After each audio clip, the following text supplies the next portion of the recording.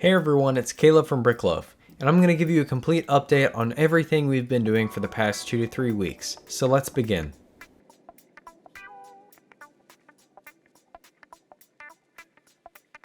So right as 2022 began, we were all forced to quarantine for 2 weeks, but we found that was the perfect time for us to sit down and work on all of our Lego things. So everything we had been saving up from Christmas and from birthdays and from the new purchases from the beginning of the year, we just decided we were going to build and work on our city and kind of reorganize everything now that we had all that downtime.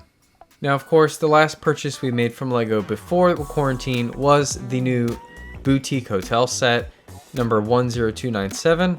This came out on the first of the year, and we've already got a spot for it on the corner of our city, right next to the police station, and I'm really happy with how it looks.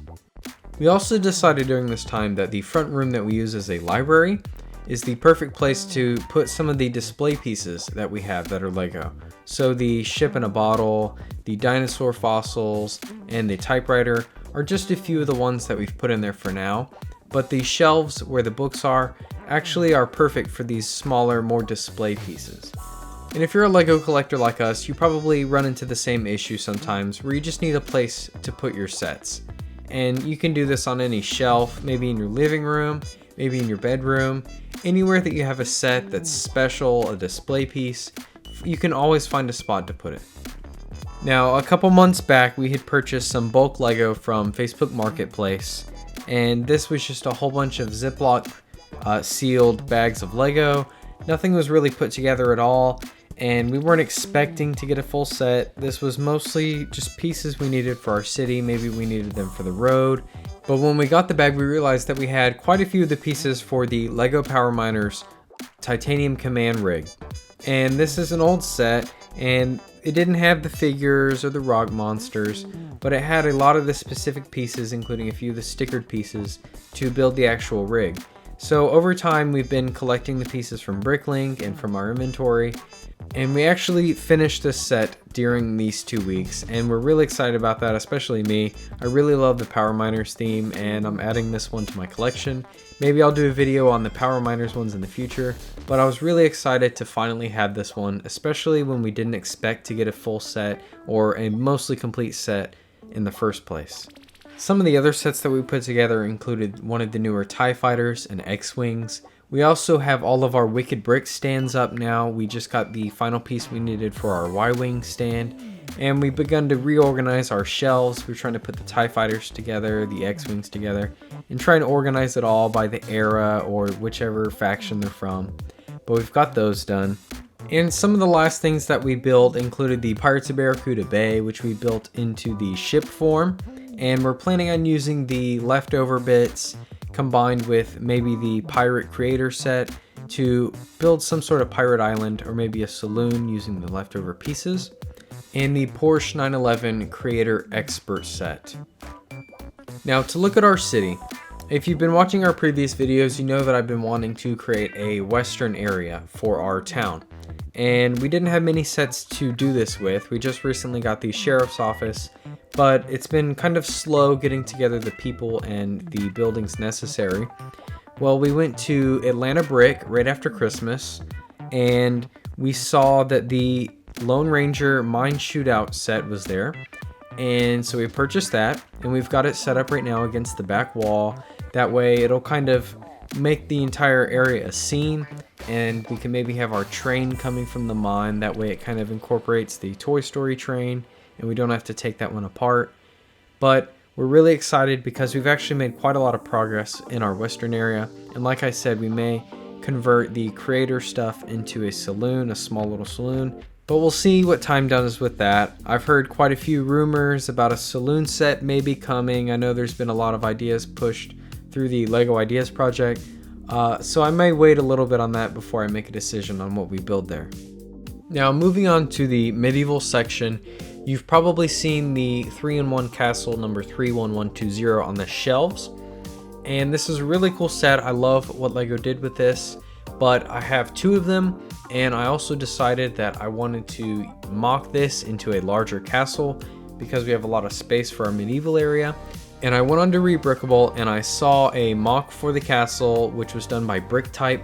And I love what they did. It has most, if not all, of the original features from the set included in the mock, but it's all bigger and I really love it. Also came with a little build of a trebuchet. And so I think that's really going to allow us to have a large and full medieval area rather than just, a lot of walkways and just one or two castles. This will help fill out the whole area. Now, moving on to the corner here, you can see there's a lot of open space and we're still in the planning phase of what we're going to do here. But this is our Lego Super Mario area. Now, if you've seen our other videos, you've heard me say how we're going to build this up, and basically what I mean is this area is going to be tiered, and we're going to use wood, that way we're not wasting a whole lot of Lego on building it, but it'll be wood with plates over it, and of course walls made out of Lego to separate the areas, but it's going to be basically worlds from Mario. And so we're going to have a water area, a lava area, a sky area, and so on. So we've been taking all of our Lego Mario sets and sorting the bases out based on their color, but we're going to create this tiered area where it is playable. You can jump the Mario figure from area to area, but it'll also be something that is displayable. It's not just something that's a play set that's going to take up a whole bunch of room. So we're really excited to show you how we're going to do that in the future. I will do a video showing you how we built it, and I'm really excited to see how it turns out. Immediately adjacent to the Super Mario area is the Hogwarts area, and this includes the Diagon Alley and Hogsmeade area, as well as a few others. And we've decided to adopt the design that we used in the city, which is the double tiered setup. So on the bottom we have the Quidditch field, Hogwarts, and all of that, and on the top is the Diagon Alley, Hogsmeade, and train station area. Now we've been working extensively on this, on how we're going to have the most rooms, that way you can still see the rooms inside Hogwarts and not just have them cut off because it's squished up. And you can see on the top we've got the plates laid out so that there can be a long sidewalk where we can put all the figures we have, because there are a lot of Harry Potter figures. And we'll keep working on this, on adding details, especially scenes from the movies. We really love to have little Easter eggs and stuff that you can see in our town, maybe from a scene or maybe even from the books. But we love using this area to kind of make it fun and to play with it. So expect to see a lot more in the future. We also have all 4 of the Hogwarts crests, and rather than building them into one giant crest, we decided to keep them as each of the 4 houses, and we hung these above the window above the Hogwarts area. And so we think that this is how we're going to decorate the walls. Maybe we'll put some shelves above the areas so the castle related sets that don't fit in the village can be displayed above the area that they directly relate to. And we could do this in the city, we could do this in the Western and the Harry Potter, and we could even hang up some of the art. We still have the Mickey and Minnie wall art, but we want to have our room be very decorated, but not draw attention away from the city below.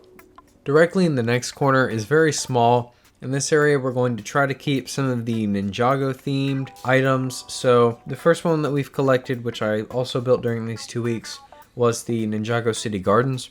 I really think that the water rather than the sidewalk is a nice contrast to the city, and we can use some of the other sets we've been collecting to put together with this and maybe make this a small area that'll maybe grow in our city in the future, or maybe this will turn into a display piece. But either way, we put it on a Mills plate so that for now we can put it in our city. Now on to the city itself. So we spent a lot of time collecting the pieces to expand the sidewalks and raise the roads so that we can have a curb. And you can see that we've actually finished the first tier of the city here. That was using a lot of that bulk Lego that we purchased, and then some Bricklink orders as well. And we're really happy with how this turned out. There's a lot of sidewalk area that we can use to create scenes and use all those minifigures that we have rather than just sitting them on a shelf. As you can see, we're still working on the top area here, but we plan to have that done not too long from now anyway. You might also notice the detective's office here, and we were really excited to get this. It was an eBay order and it didn't quite come with all the pieces, so we did have to collect some again, but it's added to our city now. It is completed. We really love it. There's a lot of hidden details on it, and this is a set we've been keeping an eye on for a while. And you know how some of these modulars can get quite pricey, so it's nice to find them every so often for a lower price. We're very happy with where the detective's office is. Our city's been filling up very quickly with the different mocks and modulars that we've been collecting. We will have a back plate behind the modulars on the first floor where we have some graffiti, some wall art, and things like that. So we'll show you that as we work along as well. Right next to our city, we have our minifig wall, and this is something we've had for the longest time, but I think that we are ready to do away with it and use those boards for the backing of our city, and maybe use some sort of new display stand for our figures. I know Wicked Bricks has a few selections, and put most of our figures in the city if we can, and display what we need to. Thank you so much for watching this video. I know it's been a while since the last one came out, but we've all been working very hard on getting some things built and designed for you to see them. You can expect to see a comparison of the 2 LEGO Daily Bugles in the future, as well as a review of the LEGO Pirates of the Caribbean theme. And finally, if you'd like us to review any specific themes or ask how we designed something in our city, please feel free to ask us in the comments.